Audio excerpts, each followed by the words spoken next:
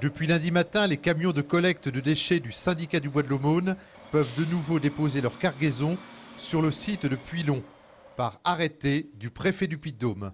J'ai décidé de réquisitionner Puylon parce qu'il y avait un risque très grave pour la salubrité publique, parce que les déchets produits par les habitants du quart du département ne trouvaient pas de débouchés en dehors du département, ni même en dehors de la région, et il y avait une capacité disponible très importante à Puylon.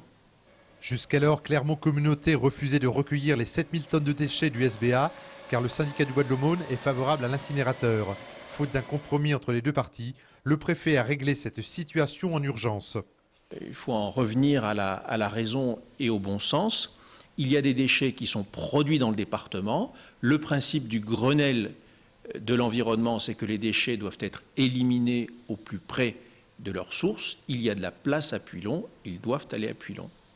Le préfet a fixé un délai de 2 mois à son arrêté de réquisition. Si la situation est la même au bout de cette période et après concertation entre les deux parties, l'arrêté de réquisition pourrait être prolongé.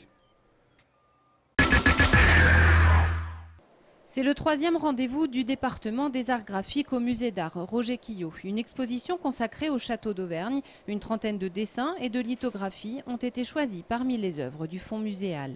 C'est vraiment un thème qui provoque l'engouement des artistes, puisque donc nous sommes au début du romantisme, au début du 19e siècle, et plusieurs artistes vont vraiment s'emparer de ce thème. Les châteaux, c'est vraiment l'image romantique par excellence. Les principaux châteaux de la région sont ici représentés, de Murol à Randan, en passant par Usson ou Tournoël. L'Auvergne possède un riche patrimoine castral qui inspire bien au-delà de ses frontières. C'est des artistes, oui, qui viennent d'un petit peu partout, mais qui, dans la première moitié du 19e siècle, vont découvrir l'Auvergne. Donc vraiment une région inconnue et qui va se révéler très très pittoresque pour eux. Et donc ces artistes vont vraiment tomber littéralement amoureux de cette région et de son patrimoine. Les artistes montrent ici une vision du patrimoine de la région, mais aussi celle d'une époque. Ils représentent les scènes de la vie quotidienne, présentant notamment la société rurale du 19e siècle en Auvergne. Cette exposition est à voir au musée d'art Roger Quillot jusqu'au 31 décembre 2011. Que les supporters du Stade Clermontois Basket Auvergne ne s'emballent pas trop, le refus de la Fédération française de basket d'engager le club de Saint-Étienne en Pro B la saison prochaine ne bénéficiera pas forcément au club auvergnat relégué en National 1 en mai dernier. Pour remplacer Saint-Étienne qui n'a pas encore renoncé à défendre ses droits, la priorité est en effet donnée aux clubs les mieux placés de la National 1, c'est le règlement qui veut ça. Bref, les chances de voir le Stade Clermontois en Pro B la saison prochaine sont quasiment nulles. J'y crois pas trop. La façon dont est fait le règlement de la fédération, c'est quand même Angers, Denain et Brest qui viennent en position favorable pour suppléer Saint-Étienne qui est défaillant. Après, bon, à voir, je trouve que c'est un petit peu dommage qu'on aille pêcher si bas dans le championnat de National 1, alors qu'on pourrait très bien repêcher la meilleure des équipes qui descend de Pro B. Côté Clermontois, vous l'aurez compris, on ne se berce pas d'illusions. Tout le monde devrait être fixé dans une quinzaine de jours.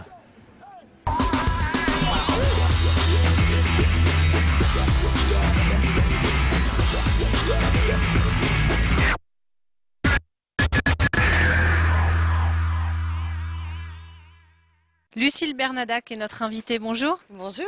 Vous allez nous présenter un petit peu, Lucille, l'exposition qui s'intitule Du coton et des hommes et qui est présentée ici à l'espace Victoire tout au long de l'été à Clermont-Ferrand. Alors l'histoire de cette expo, c'était d'expliciter un petit peu ce qu'il y a derrière l'histoire de nos jouets, qui sont des jouets éthiques un peu particuliers, qui sont faits en coton biologique et équitable, sur des chaînes de production certifiées éthiques. Donc on s'est dit derrière l'objet, ce serait intéressant de montrer un petit peu les hommes qu'il y a derrière, les hommes et les femmes qu'il y a derrière, d'expliciter la façon dont on travaille, et puis d'expliquer au-delà de notre projet à nous, pourquoi c'est important peut-être de consommer différemment, de réfléchir à une consommation différente, quels sont les enjeux mondiaux du coton, pourquoi c'est intéressant de faire du bio et de l'équitable. Pourquoi est-ce que c'est important de travailler avec du coton bio pour vous ? Quand on est dans une démarche citoyenne, hein, au sens large de développement durable, c'est-à-dire que tout un chacun, on essaie de ne pas abîmer l'environnement, d'essayer d'avoir une consommation ou une vie un petit peu plus équilibrée. C'était intéressant de se concentrer sur les problèmes du coton parce que c'est une des productions qui est les plus produites au monde, hein, notamment pour l'industrie vestimentaire, l'industrie textile, c'est quelque chose d'énorme qui produit énormément de déchets. Et en amont, au niveau de la production, c'est une culture qui peut être dévastatrice, c'est-à-dire que si on utilise du coton conventionnel ou du coton OGM, bon, il y a beaucoup de consommation d'eau, il y a de l'utilisation de pesticides, il y a des problèmes sanitaires derrière, des dégradations de l'environnement. Donc ça devient des enjeux mondiaux. En fin de compte, à travers juste le petit fil conducteur de l'industrie textile, on finit par tirer la pelote et se rendre compte qu'il y a quand même des problèmes et des enjeux derrière. Donc voilà, s'interroger sur une culture un petit peu différente, c'est peut-être prendre en compte la préservation de l'environnement, se dire on peut peut-être consommer pareil, mais autrement. Voilà, comment faire. Et pour savoir comment faire ou comment mieux consommer ou comment mieux produire, il faut de temps en temps avoir des petits flashs d'informations et c'est ce qu'on a essayé de faire. Alors justement, dans cette exposition, on découvre des hommes, vous l'avez dit, des gens qui travaillent, on voit des photos, notamment derrière vous. Vous êtes allé au Sénégal, c'est cela? C'est de là-bas que viennent ces photographies? Voilà, c'est ça. Alors au niveau du coton, nous on travaille essentiellement effectivement sur l'Afrique de l'Ouest et du Centre, donc essentiellement sur le Sénégal. Et c'est des photos qui sont issues de voyages, alors c'est des voyages d'études, c'est des voyages d'accompagnement, c'est des formations qu'on a faites avec eux. C'est des échanges aussi parce que j'apprends autant qu'eux, je pense, et l'équipe pareil. Donc voilà, c'est vraiment une relation terrain. S'ancrer dans le commerce équitable, pour nous, c'est ça aussi. C'est de se dire on va à la rencontre de l'autre, on va essayer de se comprendre parce qu'on n'a pas les mêmes cultures, on n'a pas les mêmes façons de travailler, on n'a pas les mêmes enjeux, les mêmes implications. C'est difficile là-bas de comprendre comment fonctionne l'entreprise ici. Nous, il faut qu'on comprenne un petit peu aussi quels sont les paramètres culturels pour pouvoir les intégrer et avoir des chaînes de production qui sont tenables et dans lesquelles il n'y a pas de souffrance. En tout cas, on essaie de ne pas générer de dysfonctionnement.